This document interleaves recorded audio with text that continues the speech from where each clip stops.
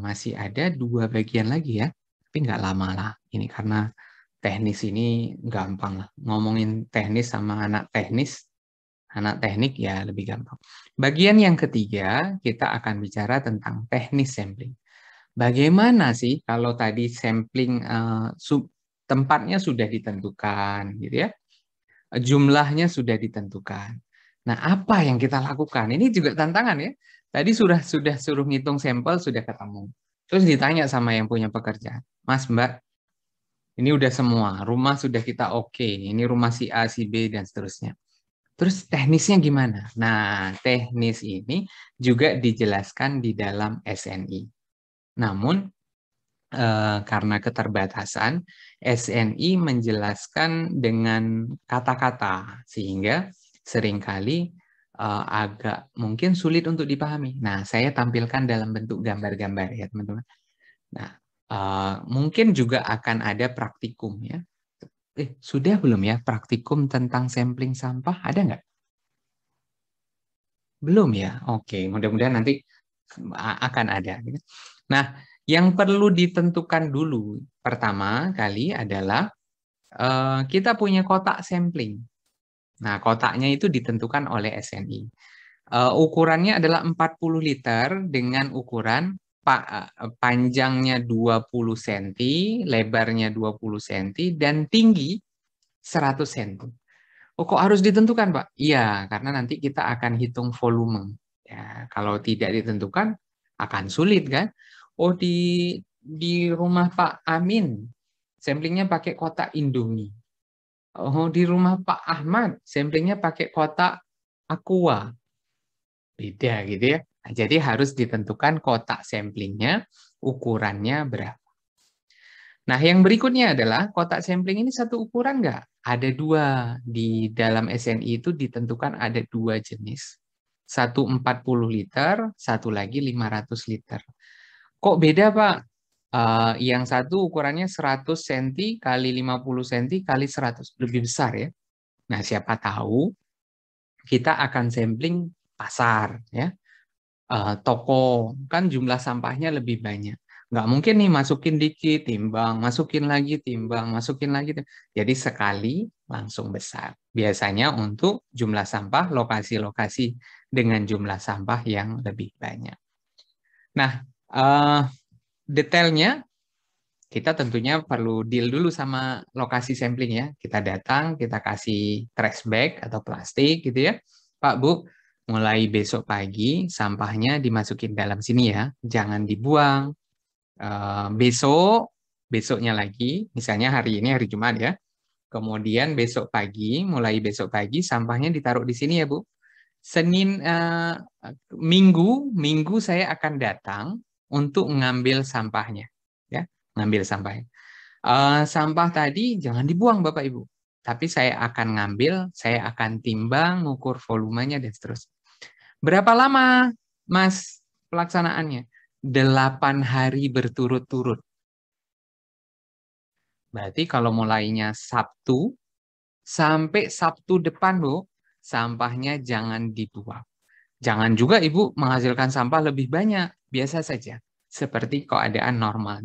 Jadi setiap hari kita datang. Misalnya Minggu pagi kita datang, ya Senin pagi kita datang lagi, Selasa pagi datang lagi, terus sampai hari Sabtu depan. Kayaknya gitu ya. Pokoknya totalnya adalah 8 hari. Berarti peralatannya kotak sampling sama trash bag tadi. Nah, selanjutnya apa? Saat kita mengukur sampahnya. Nah, ini yang dilakukan. Ini agak-agak teknis banget ya. Yang pertama adalah kita tuangkan sampah tadi. Atau ginilah, saya jelaskan dengan model yang lebih sederhana deh ya. Sebelum yang ini, sampahnya kan dalam bentuk ini nih. Dalam bentuk trash bag gini ya. Sudah jelas nih, punya si A, si B, dan seterusnya. Kita timbang, berarti kita punya timbangan. Kita timbang total sampah. Satu ini. Kita timbang ketemu gram atau kilogram. Kilogram atau gram. Sebentar ya.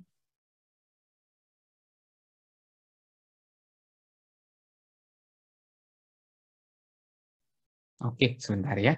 Eh, tadi kilogram, saya sudah connect lagi suaranya? Udah, Pak. Oh, Udah, sudah Pak. ya? Oke. Kita ketemu kilogram, kita timbang setiap hari. Saya izin sebentar ya, karena agak agak berisik di tempat saya, mudah-mudahan tidak mengganggu teman.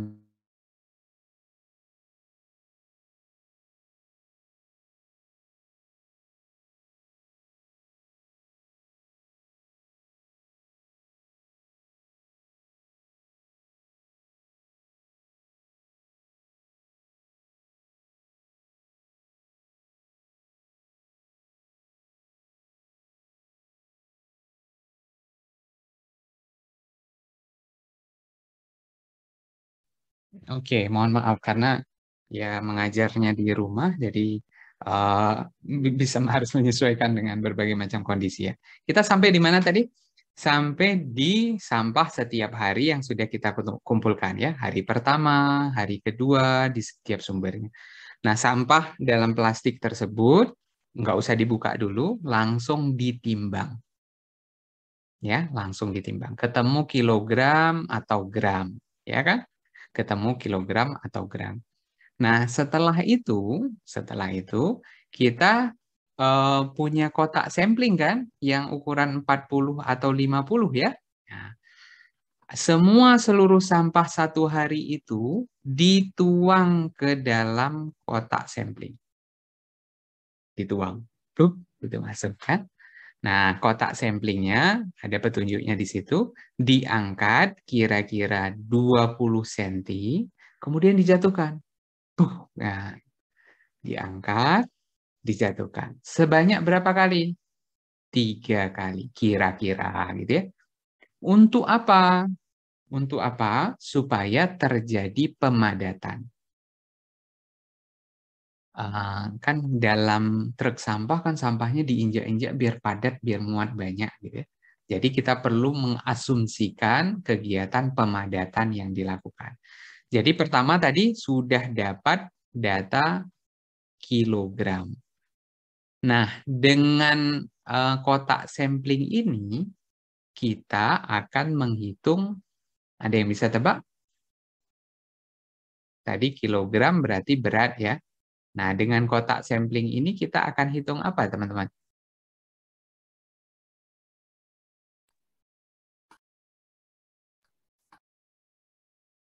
Apa Taufik Volumenya, Pak. kira-kira? Kenapa? Volumenya. Volume, betul sekali. Jadi kita akan ketemu meter kubik atau liter di sana untuk menghitung volume. Gimana cara ngitung volumenya ya? Nah, tadi kan kotaknya kita sudah tahu ya ukurannya. Berapa tadi? 100. Kalau yang 40 kan 20, kemudian tingginya adalah 1 meter atau 100 cm. Nah, yang diukur apanya? Diukur tinggal tingginya saja. Nah, biasanya saat melakukan agar mudah di lapangan, kotaknya saya kasih meteran. Meteran kain itu kan ada yang bisa digulung ya, terus ditempel di kotaknya. Jadi udah ada garis-garisan. Saat sampah dimasukkan ke dalam kotak, kemudian udah langsung ketahuan tingginya berapa. Kalau lebar sama panjangnya kan tetap ya 20, 20. Jadi misalnya tingginya 40 cm. Berarti volumenya adalah 20 kali 20 kali berapa? 40 cm. Ketemu sentimeter kubik ya. Nah, tinggal dirubah ke dalam bentuk liter atau meter kubik. Jadi kedua datanya dapat ya. Data kilogram dapat. Jadi kalau kita buat grafik kira-kira hari pertama sampai hari ke-8 tadi ya, kita ketemu apa? Data kilogram sama kalau dibuat berbarengan data liternya. Jadi volume sama kilogramnya dapat. Barulah dari data ini nanti dijumlah dan dirata-rata. Ketemulah nanti satuannya apa? Satuannya adalah yang pertama kilogram per hari Atau yang kedua adalah liter per hari. Sudah di rata-rata selama 8 hari. Nah, di dalam SNI tadi satuannya bukan ini, Pak. Tapi satuannya ada orangnya. Kilogram per orang per hari. Gimana cara dapatnya? Ada yang mau berpendapat? Gimana cara dapat orang per harinya? Gak ada yang tahu?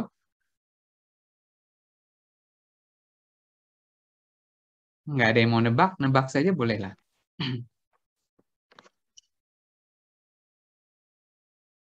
Yunida mau nebak? Iya, Pak. Mm-mm. Di Gimana cara dapat kilogram per orang per harinya? dibagi mungkin, Pak. Ya, betul sekali. Dari mana jumlah orangnya? Jumlah orang itu per kakaknya atau Iya, betul. Jadi kita cari tahu dulu di rumah Pak Amin ini ada orang berapa. Barulah ketemu nanti angkanya kilogram per orang per hari. Untuk bisa dapat data secara keseluruhan berarti digabung nanti di rumah permanen, misalnya tadi 20 rumah, rumah non permanen sekian rumah digabung dengan data ini. Jadi ketemu. Simpel kan? Simpel. Nah, selanjutnya setelah ketemu, nah kita pakai white screen lagi. Setelah ketemu kilogram, kemudian ketemu liter, ini disebut sebagai apa?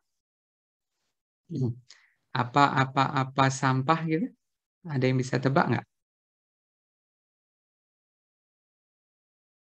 Data ini disebut apa?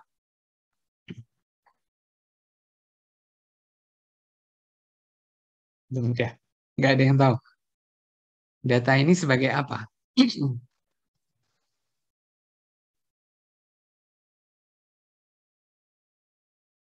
Wah, ini agak-agak bahaya nih. Masa judul kuliah kita pada kesempatan hari ini nggak tahu. Data apa? Titik-titik sampah. Kilogram dan liter itu disebut sebagai data yang kita cari dari tadi. Itu data apa?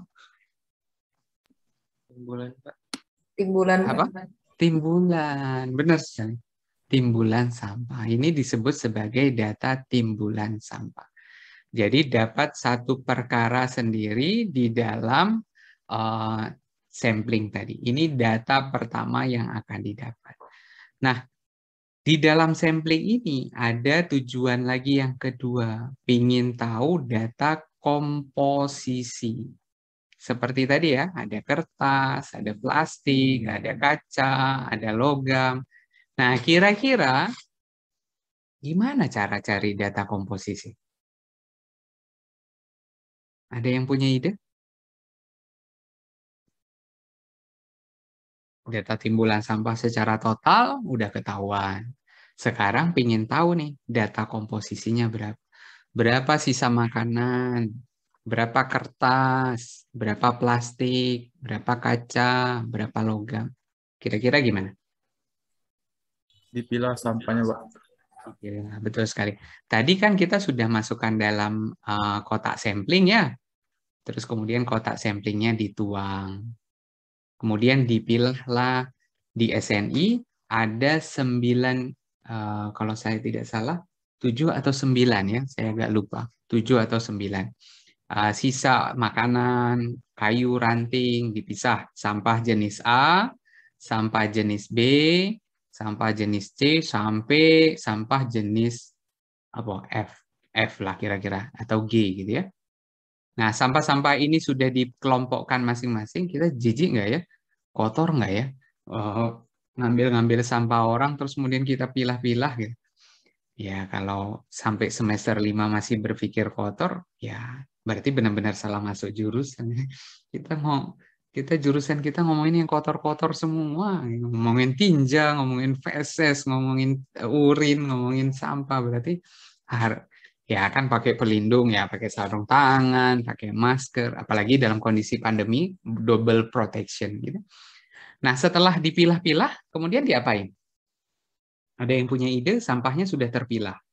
Agar punya data, terus diapain sampah ini ya?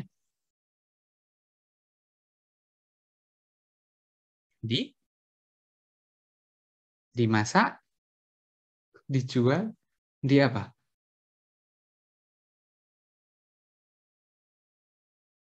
Nggak punya ide? Sudah dipilah nih. Ada yang punya ide kan? Kira-kira sampah ini akan kita apain supaya punya data?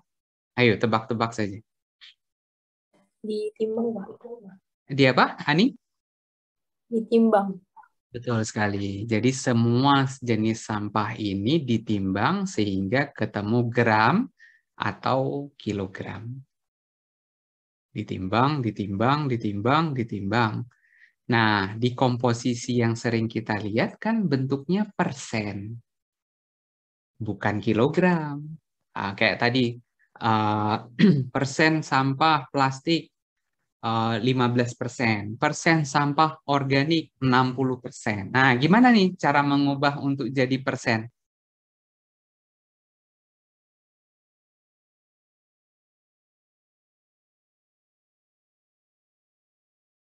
Ini bukan pelajaran sampah sih, kan ini matematika dasar saja kan. Gimana caranya biar bisa jadi persen? A kilogram, B kilogram, C kilogram. Nanti di total, total kilogram. Gimana cara ngubah jadi persen? Kali 100. Ya, berarti A kilogram dibagi dengan total ya. Ini kok diajarinnya sama sampai kayak gini ya. Mudah-mudahan jadi manfaat buat teman-teman ya. Sekian persen. Ketemulah A persen untuk sejenis sampah A. B juga gitu, C juga gitu, dan seterusnya. Sehingga ketemu totalnya adalah 100%. Ini dilakukan selama 8 hari untuk kelompok yang sama. Permanen, semi permanen, non permanen, dan seterusnya. Jadi kira-kira 1 mingguan komposisi sampah, timbulan sampah sudah didapat. Nah, inilah menjadi data fix. Ini jangankan jadi pekerjaan, jadi TA juga bisa kok. Kan belum tentu setiap daerah punya data ini kan. Oh, saya TA-nya ingin menyelesaikan persoalan bangsa, Pak. Kalau komposisi sama timbulan nggak bisa menyelesaikan persoalan. Halo, TA itu S1 nggak usah sulit-sulit. Mau sulit nanti tambahin di S2, tambahin S3. Tapi menurut saya data komposisi dan data timbulan ini menjadi data dasar yang seharusnya benar dikerjain dan butuh akademisi seperti kita untuk mengerjakan ini supaya punya data. Supaya datanya benar. Nah, sampai di sini teman-teman adakah yang belum jelas yang perlu saya ulang kembali? Atau ada yang ingin dikonfirmasi? Pak, ini